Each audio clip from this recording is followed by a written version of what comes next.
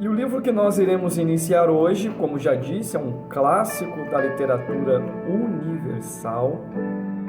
Este livro, ele é o best-seller mais vendido, ficando atrás apenas das Sagradas Escrituras. É um livro que a biografia do seu autor está registrado no livro Heróis da Fé. Este livro venceu todas as barreiras, o tempo, as diferenças culturais e o preconceito religioso. Consagrou-se como a obra de ficção mais lida de todos os tempos, sendo superado apenas pela própria Bíblia. Há mais de 300 anos, os leitores vêm buscando entretenimento, conforto e orientação na extraordinária história desta jornada. A história de um homem que começa a sua viagem relutante, enfraquecido, mas vai adquirindo força e confiança ao longo de sua inesquecível trajetória. Milhares de crianças de todas as épocas e partes do mundo foram criadas ouvindo as narrativas das aventuras deste herói, tão vulnerável quanto elas. Será que cristão chegará à cidade celestial? Conseguirá passar pelo vale da sombra da morte? Quando conseguirá livrar-se da pesada mochila que leva às costas? Também nas páginas deste livro, milhares de jovens e adultos descobriram que o caminho que conduz ao céu pode ser difícil, mas a recompensa sempre vale o esforço. Espelhar nossas lutas na de cristão acaba sendo um exercício de fé e esperança. Somos, afinal, todos peregrinos. O autor, John Bunyan, tece brilhantemente a alegoria simbólica do destino religioso da alma daqueles que abraçam o cristianismo, levando o leitor a uma profunda e comovente reflexão e remetendo-o às páginas da própria Bíblia, em cujos princípios fundamenta sua trama. Bunyan nasceu na Inglaterra em 1628. Aos 20 anos, uma crise espiritual o abateu. Não conseguia entender o significado da vida e a sua falta de fé resultou em um profundo conflito existencial.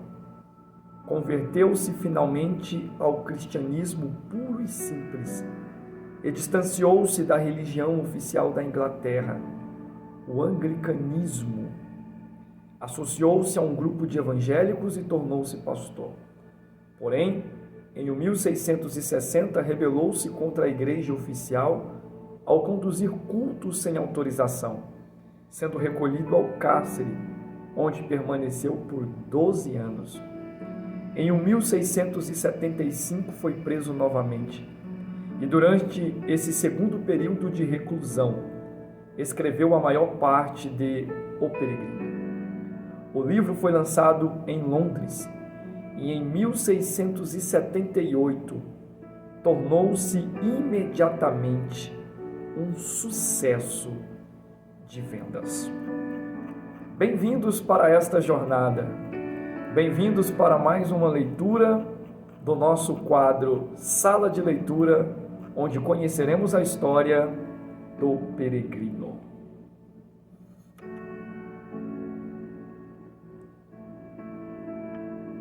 Andando pelas regiões desertas deste mundo, achei-me em certo lugar onde havia uma caverna. Ali deitei-me para dormir, e dormindo tive um sonho. Vi um homem vestido de trapos, de pé em determinado lugar, com o rosto voltado para o lado oposto da própria casa, um livro na mão e um grande fardo às costas. Olhei e o vi abrir o livro e lê-lo. E lendo, chorava e tremia. E já não se contendo, rebentou em choro sentido, dizendo: que devo fazer?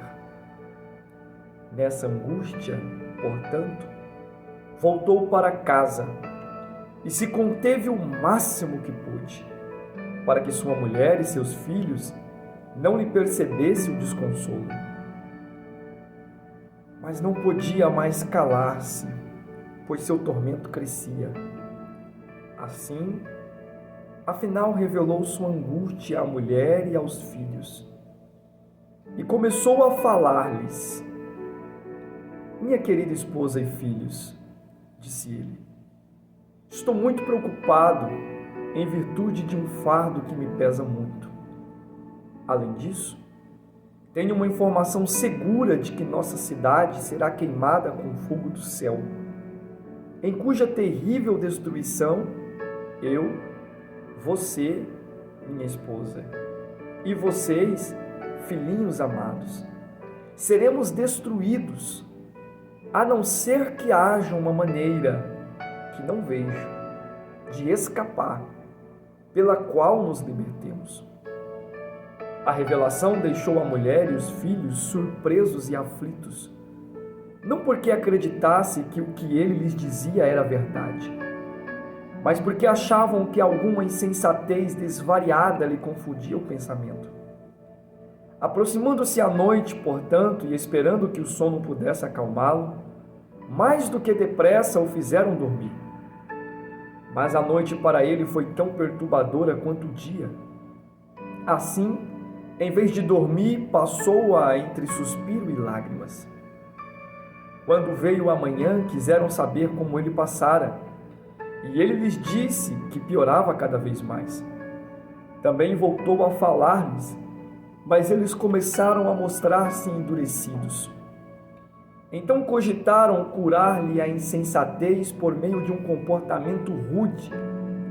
Às vezes zombavam dele, às vezes o repreendiam, e às vezes simplesmente o ignoravam.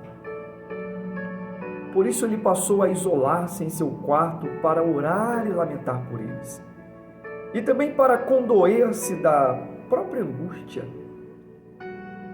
Caminhava solitário pelos campos, às vezes lendo, às vezes orando. Assim passou o tempo durante alguns dias. Ora, vi certa vez, quando ele caminhava pelos campos, que, como costumava fazer, lia seu livro exibindo grande angústia e, lendo, rebentou em lágrimas, como já o fizera antes, clamando: que devo fazer para ser salvo?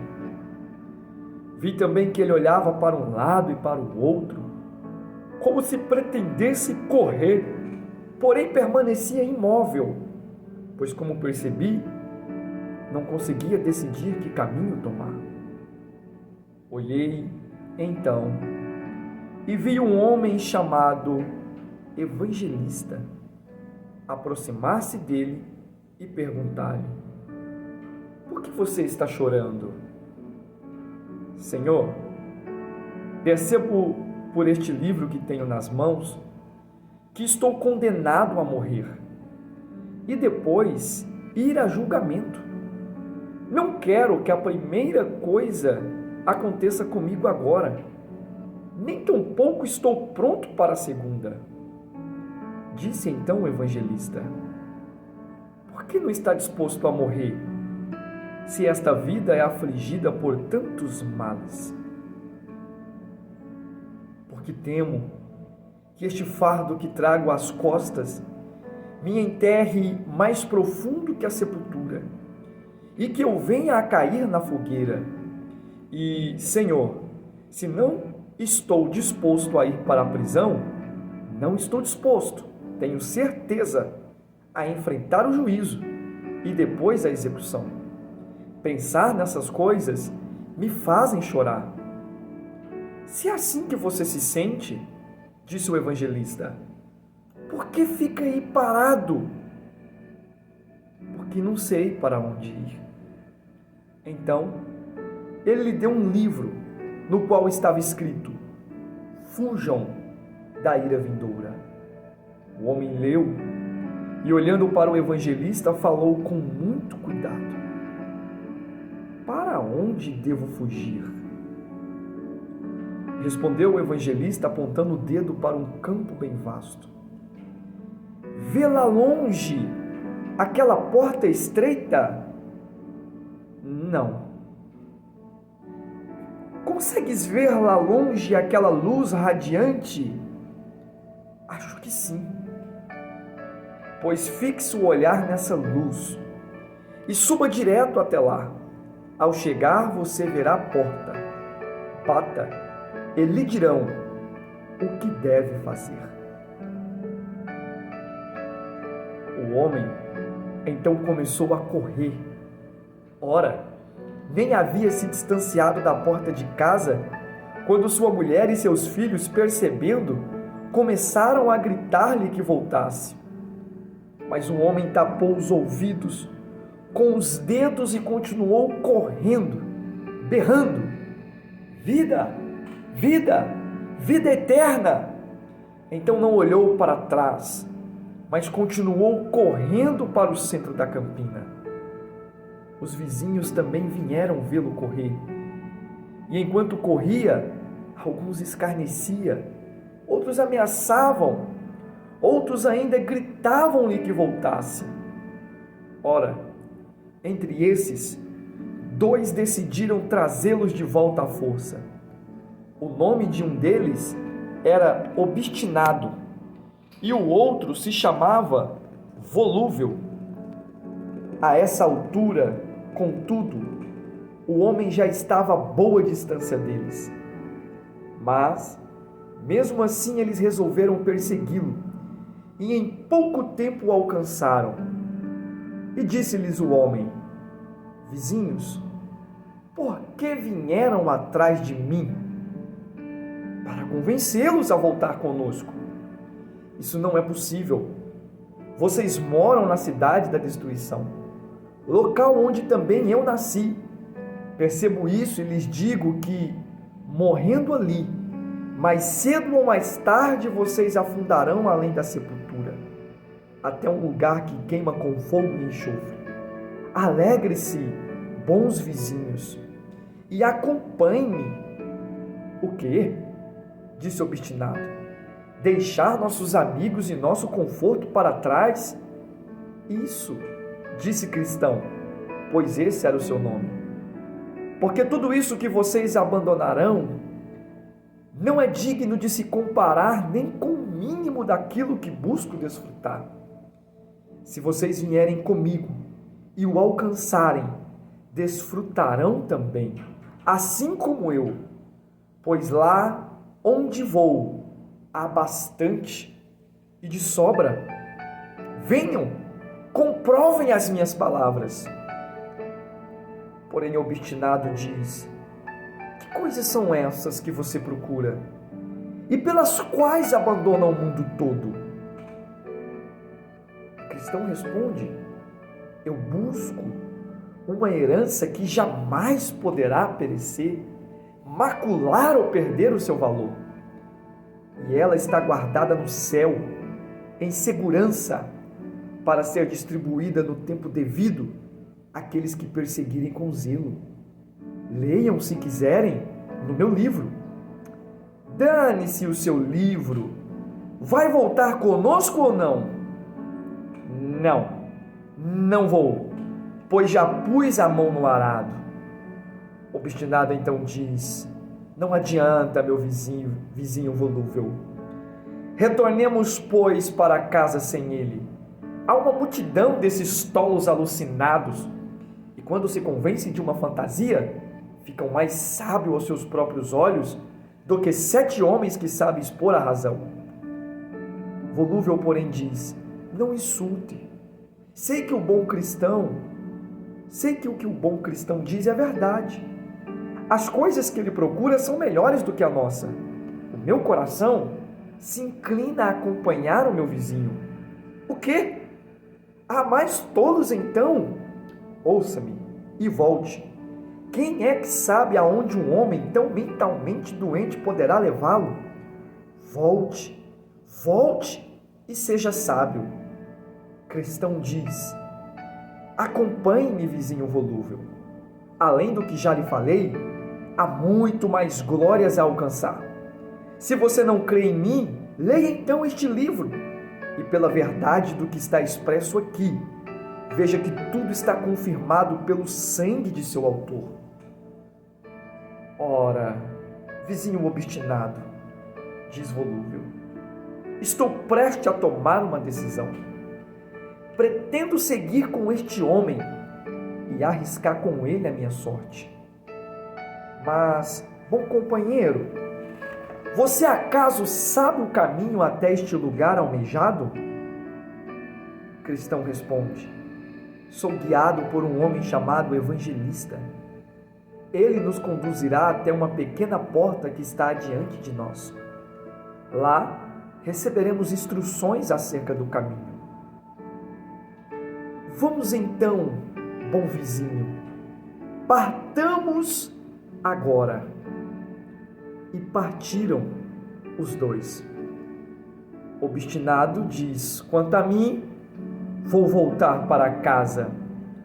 Eu não servirei de companhia para dois homens fantasiosos e perdidos. Ora, vi então em meu sonho que, depois que o obstinado se foi, Cristão e volúvel cruzaram a campina e estavam conversando exatamente assim.